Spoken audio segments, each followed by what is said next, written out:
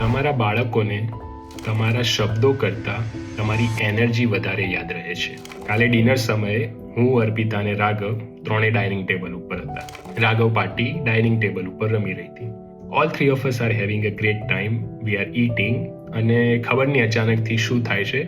Raghav looks up while playing two both of us અને એક બહુ જ અમેઝિંગ સ્માઇલ આપે છે, એકદમ પ્યોર પીસ એન્ડ કન્ટેન્ટ વાળી. That smile, it didn't say anything, એને કોઈ શબ્દો નથી કીધા, but that smile conveys so much of emotion and messages. એના ઉપરથી એ રિયલાઇઝેશન થયું કે છોકરાઓને પરફેક્ટ પેરેન્ટ્સ નથી જોઈતા, પરફેક્ટ સેન્ટેન્સીસ પણ કદાચ નથી જોઈતા. What matters the most is the energy and vibe in the house. Husband wife વચ્ચે, આખા ઘરની વચ્ચે કેવી એનર્જી છે.